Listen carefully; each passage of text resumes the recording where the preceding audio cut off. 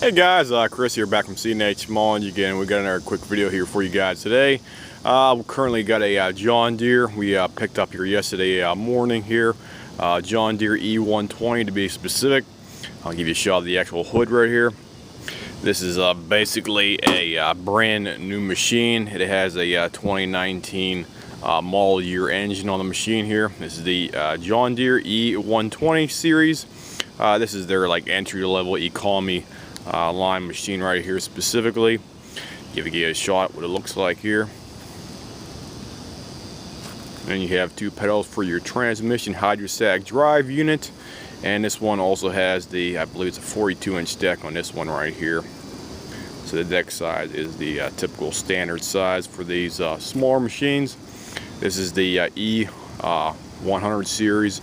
Here's your front cover right here for your actual dash panel right here for that E100 series, and that's what it is right there for that. These are made in Tennessee. You can also get the information from johndeere.com about that as well too. And here's what it looks like from the back. Here's your nice big seat with your transmission unit assembly underneath in the back, and we'll give you a shot of the actual tag on the transmission unit right down here. You got a turf torque transmission on these ones right here. You got your model number right here as well too for that. This is the turf torque T's and Tom, L's in line, dash 200A is an apple right here for that. And it also has the John Deere part number right in the back as well too. Plus you have your dump valve for your hydrostatic unit right here. So in is for driving. You got to push it in for driving, and out for pulling it around by itself. You have your gas tank right back here. Gas tank right here in the back. Fill it up with a typical 87 octane.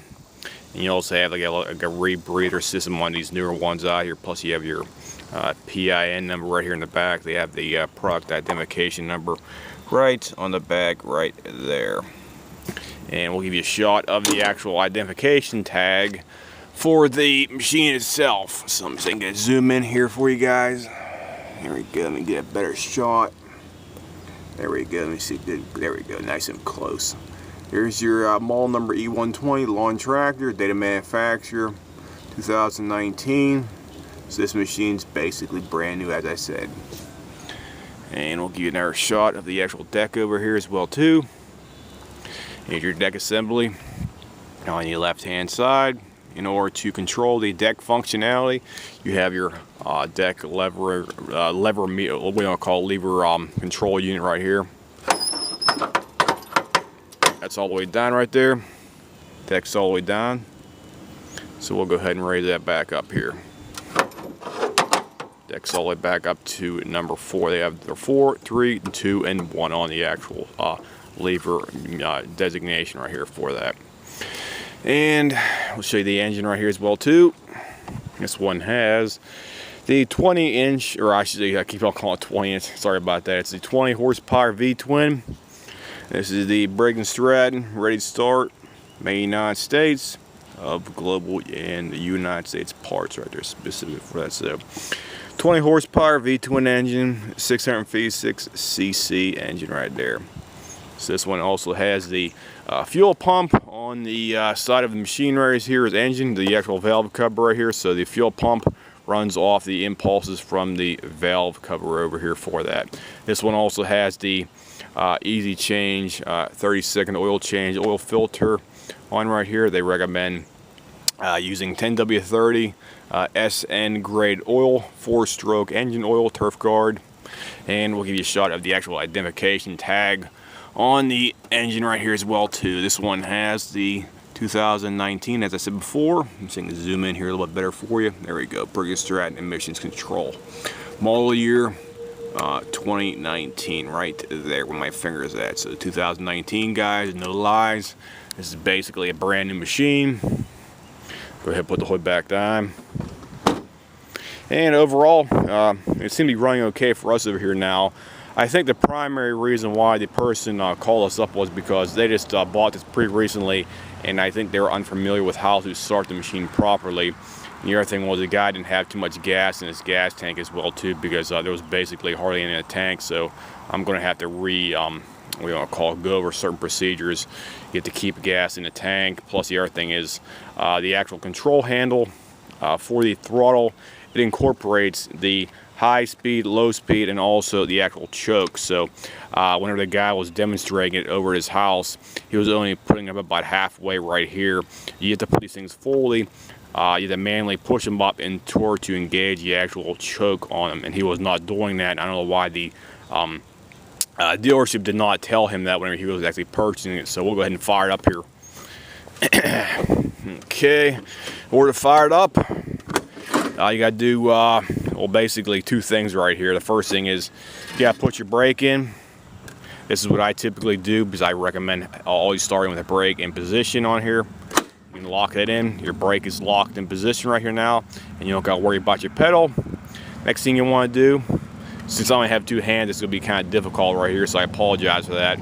Second thing is you want to push it, the actual throttle portion all the way up on your throttle. I keep on calling your throttle control right here. You want to push this thing all the way forwards, and next thing you want to do after that, you want to turn your ignition key all the way over to the portion where it says it's spinning right here. It looks like a little arrow spinning right here. You want to turn it all the way over to that position right here because it will not do it right now. There we go. This machine was relatively hot right now, so it started basically with no problem. If you have a cold engine, it will not start that easily.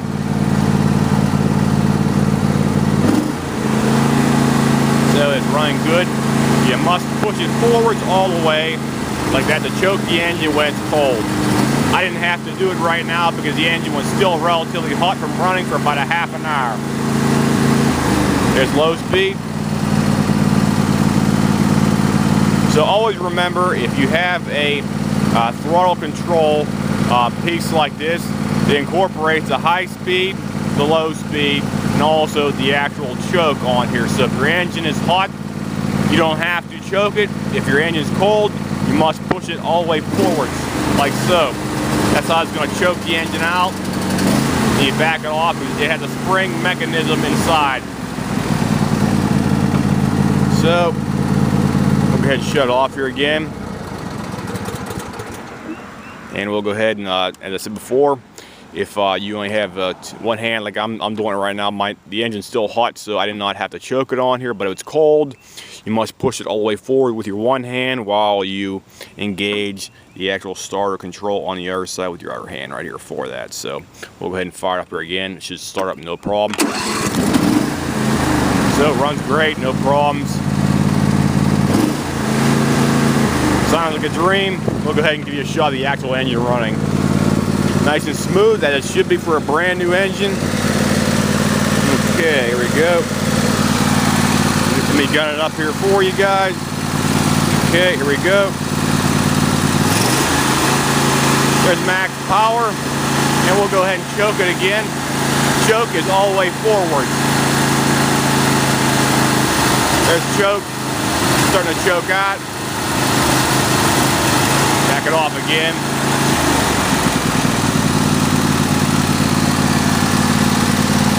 So the engine's ready to go back to the customer, or I should say more precisely, the whole machine is running adequately and it's ready to go back to the customer. We put brand new fresh gasoline in there. You get about a half a tank. So you get about a half a tank of gas in here for the actual reservoir control sensor. And the machine's running fine. We did not notice any kind of abnormalities running it. The fuel filter is full of gasoline, which means the fuel pump is working adequately. It doesn't have any problems with that. And the headlights also work in the front here, so we'll go ahead and show you the headlights. Okay, headlights are currently off right now. We'll go ahead and turn them on. Turn it back one click, and we'll gun it up. And your headlights are on. They're both on each side. So it's good to go. We'll go ahead and turn them back off. Turn that back on, turn the headlights off.